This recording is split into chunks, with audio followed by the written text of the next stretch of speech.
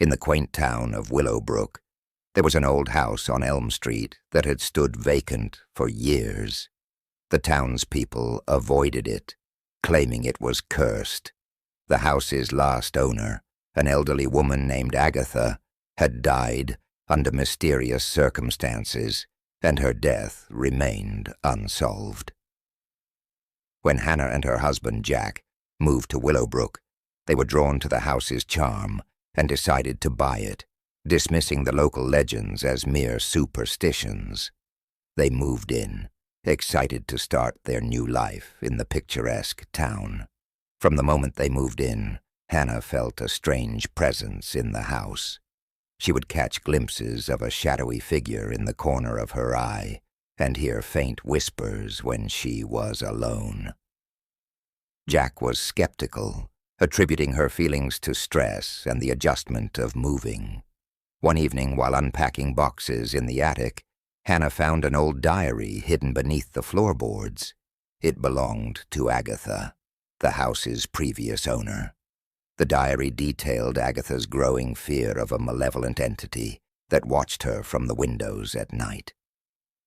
Agatha described how she felt its eyes on her, even during the day, and how it tormented her with whispers and visions.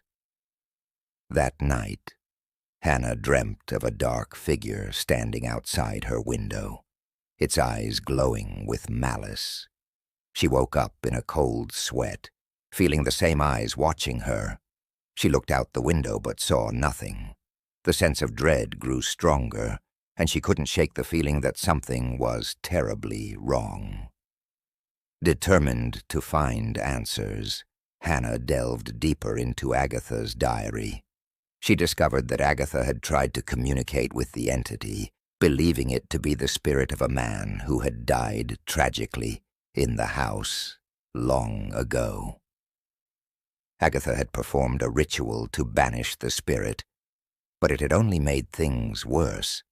The entity had become more aggressive, eventually leading to her death. As Hannah read the final entries, she felt a cold breath on the back of her neck. She turned to see the shadowy figure standing in the doorway, its eyes boring into hers. She screamed, and the figure vanished, leaving her trembling with fear. Jack finally believed her and suggested they seek help from a local paranormal expert.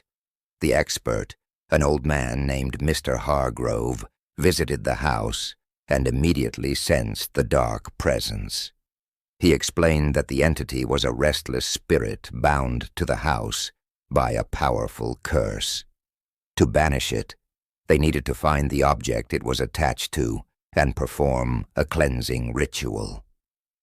After hours of searching, they found a small hidden compartment in the attic containing an old locket. The locket had belonged to the spirit, a man named Edward, who had died in a fire that destroyed the original house on the property. Agatha's ritual had accidentally bound his spirit to the locket. Trapping him in the house, Mr. Hargrove performed the cleansing ritual, and as he did, the house shook and the temperature plummeted. The shadowy figure appeared one last time, its eyes filled with sorrow. With a final, anguished wail, it dissipated into the air, and the house fell silent. The oppressive atmosphere lifted, and Hannah and Jack felt a sense of peace for the first time since they moved in. They buried the locket in the garden, giving Edward's spirit a final resting place.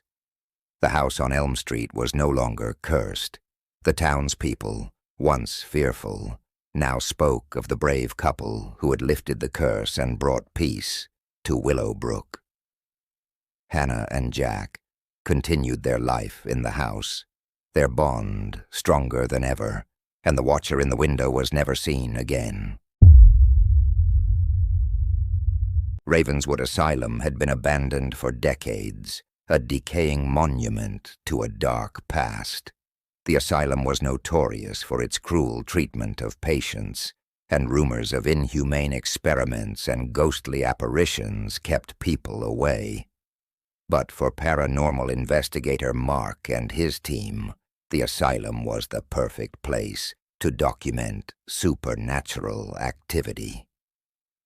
Mark, Lisa, and Eric arrived at Ravenswood on a foggy evening, equipped with cameras, recording devices, and a Ouija board. They set up their equipment in the main hall, the air heavy with a sense of foreboding. As darkness fell, they began their investigation. They explored the asylum's labyrinthine corridors, each room telling a story of suffering and despair. In the old operating room, Lisa felt a cold hand brush against her arm. She screamed, but when Mark and Eric rushed to her side, there was no one there. Determined to capture evidence, they decided to conduct a séance in the asylum's chapel, a place reputed to be the most haunted. They gathered around the Ouija board, the flickering candlelight casting eerie shadows on the walls. "Is there anyone here who wishes to communicate?" Mark asked, his voice steady despite the tension in the air. The planchette moved slowly, spelling out, "Yes." They continued to ask questions, and the board spelled out the name Dr. Blackwood, a notorious figure in the asylum's history, known for his brutal experiments. Suddenly, the temperature dropped, and the candles were extinguished, plunging the room into darkness. They heard whispers and faint cries, growing louder and more desperate. Lisa felt a sharp pain in her chest and collapsed, gasping for breath. Mark and Eric tried to help her, but an invisible force pinned them down. In the darkness, they saw shadowy figures moving towards them, their faces twisted in agony. The spirits of Ravenswood's tortured patients surrounded them, seeking vengeance for the horrors they endured. With a final desperate effort, Mark reached for his camera and managed to snap a photo just as the room was filled with a blinding light. The force released them, and the spirits vanished. Lisa, still shaken, recovered, and they hurriedly left the asylum. Back at their base, they reviewed the footage and the photo Mark had taken. In the photograph, they saw the faces of the spirits, their eyes filled with a sorrowful plea for justice. Ravenswood Asylum's dark secrets were exposed, but the echoes of its past continued to haunt the living. Elena had always been fascinated by her family's history, especially the tales about her great-great-grandmother, Isabella, a woman of remarkable beauty and mysterious reputation. When Elena inherited her family's ancestral home, she was eager to uncover more about her enigmatic ancestor. The mansion was vast and filled with antique furniture, dusty books, and hidden secrets. One rainy afternoon, while exploring the attic, Elena discovered a large, covered object. She pulled off the dusty sheet to reveal an exquisite portrait of Isabella, her eyes seeming to follow Elena as she moved.